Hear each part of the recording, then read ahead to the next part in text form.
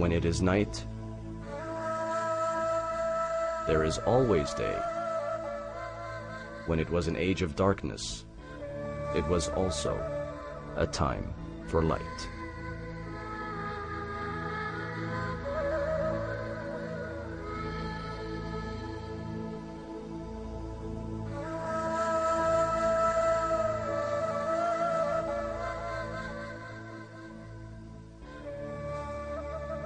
Islam's golden age was a time of prosperity and advancement, a flourishing civilization with a superior quality of life. With Islam as their driving force, Muslim scholars excelled in various fields of specialty. They were intellectually unrivaled, particularly in literature, science, and technology. What paved the way for Muslim scientists was the community's ability to sustain its growing economy. This was achieved with advances in technology, especially in the area of agriculture. Networks of wells continuously provided communities with water. Water-raising machines were used mainly for irrigation. Muslims made many advances in this area of technology, improving efficiency and automating many processes. The perfection of this utilitarian technology was the portal to the birth of fine technology, where it became a display of splendor and a status of prosperity. Art was no longer confined to paintings and pottery, but it also included scientific innovations. Around the year 1200 AD, and in the tradition of the Caliphate era in preserving and documenting knowledge, the Sultan commissioned Badi' al-Zaman Abul Izz Ismail bin al-Razzaz al-Jazari to write a great book that details his work.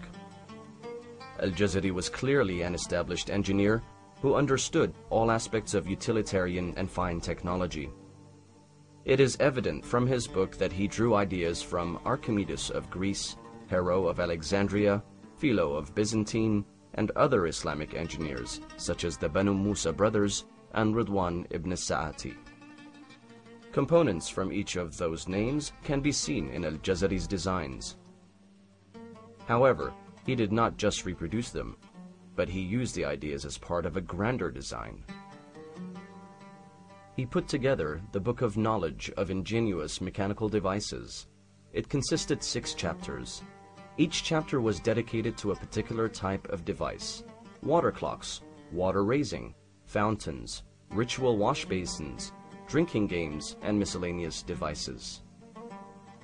The major categories are further subdivided to describing each device.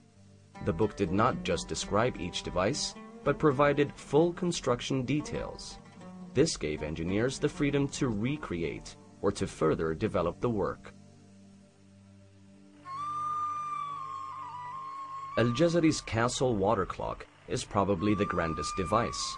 Standing at about 10 feet wide and 11 feet tall, it featured a large zodiac dial at the top, 12 pairs of small doors, 12 small illuminated dials, 2 falcons, and 5 life-sized figures of musicians producing sound or music.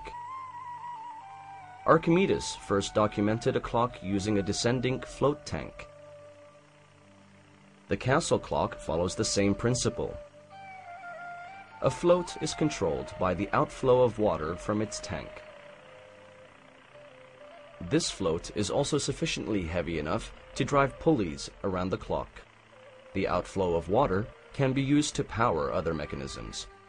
Al-Jazari made the clock more accurate and used ideas of pneumatics and siphons, first described by Hero and Philo and developed by the Banu Musa brothers.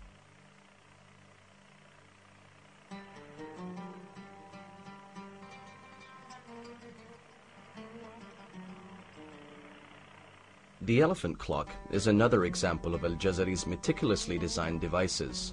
By incorporating the elephant and the dragons, it displays faithfulness and gratitude to Indian and Chinese engineering.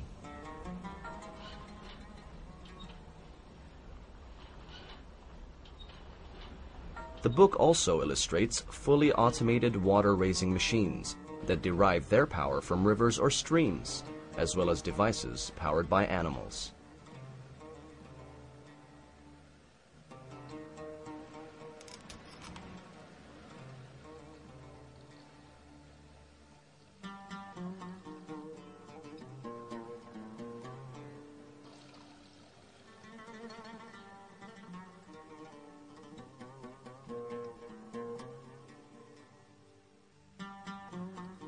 If one can sum up Al-Jazari's contribution to science, it would be that he is the one who introduced the concept of automation to engineering.